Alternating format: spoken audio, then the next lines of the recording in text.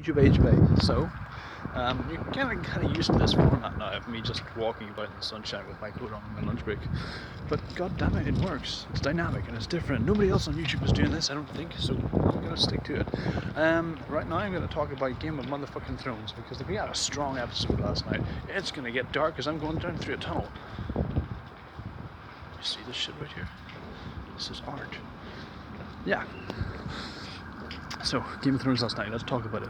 Holy shit, that was a better episode. This season has been good, but it's been a slow burn, man. It's taken a while for us to get to where we want to be. As I understand it, episode 4 really picks up. But season 3 starts to build some momentum in a lot of storylines. We see a lot of sort of crossovers there. It's cool. Let's get into it. So, first, we open up with Arya, young Arya Stark, or no one, she'll now be called, because she's still at the House of Black and White, and apparently she's been brooming the floor for 3 days, much to her chagrin, and she's got sick of that. Arya's there, and Arya's like, I came here to waste dudes, I came here to train to be a badass fucking assassin, and you're not like, you got me rushing the fucking floor. And it's a learning curve for her. Jack in a car, who is not Jack in a car, he's somebody else, tells her, she's like, what god are we serving here? And he's like, you know what god.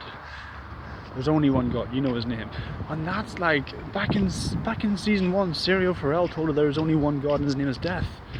How could he know that? Unless... yeah. So that might be a thing. Secondly, that's she has to give up all of her worldly possessions. She has to not be Arya Stark. She can't have Arya Stark's possessions. So she throws Arya Stark's clothes and silver and bits and bobs into the sea, but not Needle, man. She can't part with Needle. Needle is Winterfell. Needle is Jon Snow. Needle is the family, the Stark family, and we don't want her to forget that. Never forget that. So she hides that in a wall instead, and that's pretty cool. Let's see, so. This is going to be an interesting season for Arya because she's been educated around killers for the past while now. She's been taught about just how to kill a man and violence and the way of the world, and this is going to be her sort of.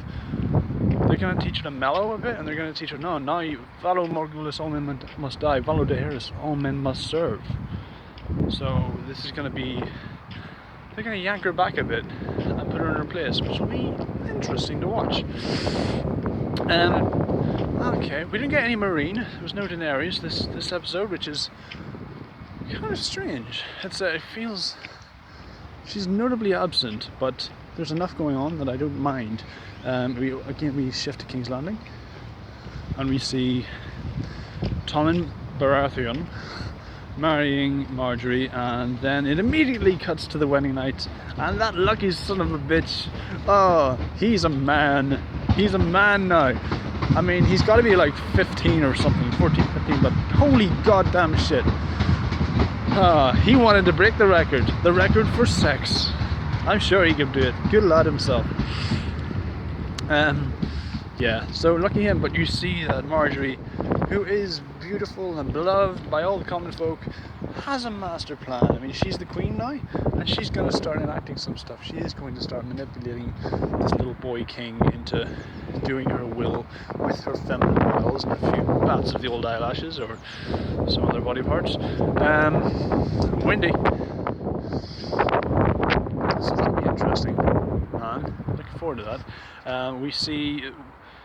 You see, she mentions to Tommen about your mum would probably be better at Castle Rock.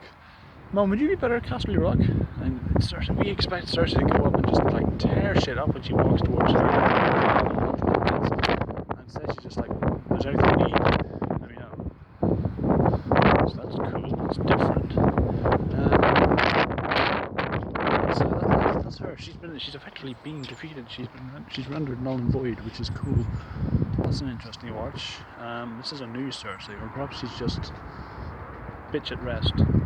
Let me see what else. Okay, so we see the High Sparrow, Jonathan Pryce, the excellent Jonathan Pryce, man. He's great now. He's joined Game of Thrones now as this weird cross between Gandhi, St. Francis of Assisi.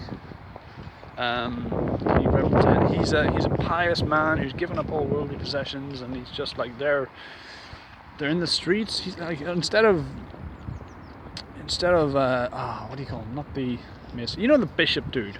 I can't remember what his name was. The grand cleric or whatever, who was caught at a prostitute, at Littlefinger's, just making light of the gods. They come in and they beat the fuck out of him because you don't do that. And then Cersei has a word. She makes an interesting point. It's like the crown and the faith. If one falls, the other one falls with it. And that's a really interesting point. So the dichotomy of, well, what is it? You know what Marx said. Opium of the masses, man. So yeah, I can see that. For all the stupidity that she's shown, she's smart enough to recognize that. Moving on, we see in a weird twist, man. I don't mind this. We see like Roose Bolton's telling his son, look, man, we can't just have you flaying people all the time. We got to set you up. You don't win the trust of your lords by flaying them. You win them by marrying them. And I've got a girl in mind for you. Cut to Sansa Stark, and I'm like, no, we don't want that. And then it's a really cool moment where you're like, Littlefinger, you're dicking her over. What are you doing? No, don't do this. You're marrying her to that monster. And then he's like, then he has to spell it. He's like, I'm giving you the opportunity, bitch, to pay them back. Don't be a witness to tragedy. Execute some fucking tragedy back in return. And I'm like, okay, this is exciting. There's some really cool setup for some things to come. That's cool. No Jaime, no Bronn. A little bit of Tyrion and Varys, but I'll get to that. I want to talk about my favourite moment in the episode, which is at the wall, which is some of the best Jon Snow stuff we've seen in years.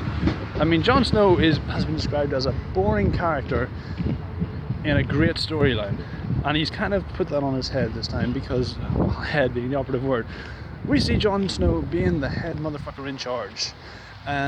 He's Lord Commander. He's settled in to do all pretty well. Stacked himself up in Mormont's office, and he's got that little dude who killed Ygritte, ironically, serving as his steward. Pretty cool. Has a word with Stannis, and he's like, look, man, thanks for the offer, but I got a good gig now. I can't. Sworn oath. I'm nothing if I'm not my word.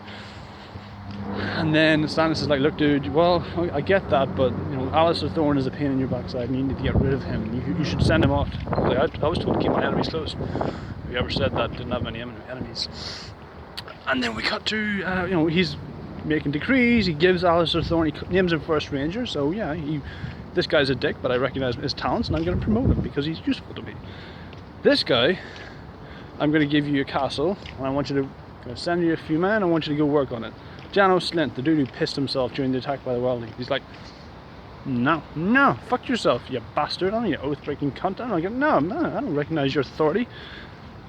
Nah.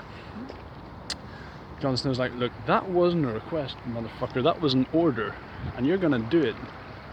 No, I will not. Sees him, long claw. And then he just comes wailing, he's like, I'm sorry, mercy, I'm afraid. And Jon's like, he's his father's son. It just harkens back to the very first episode where we see Ned Stark beheading a deserter from the Night's Watch. He's like, there's a time for mercy, and there's a time for loyalty, and you've crossed the motherfucking line.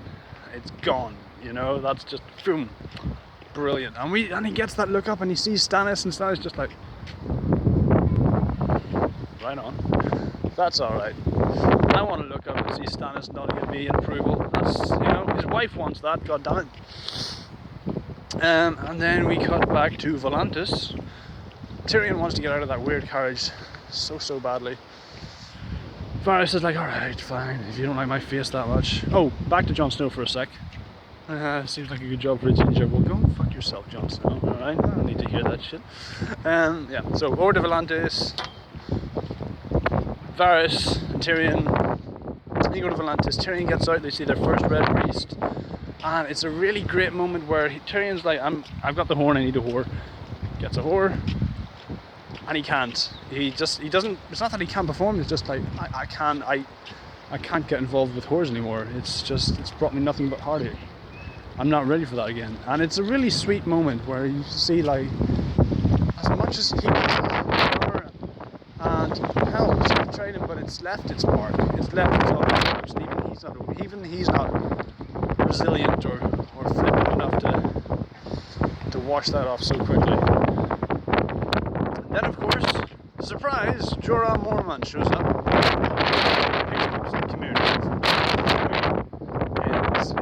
Okay, but yes, all in all, a stronger episode of Game of Thrones than we've seen this season. Really, this is going to get the ball rolling. I can't wait to see what's to come. And yeah, we've seen it's really pumped a lot of adrenaline into both Tyrion and Arya's not so much, but definitely the Wall. Now that Jon Snow's in charge, I look forward to seeing him clean up the place up there.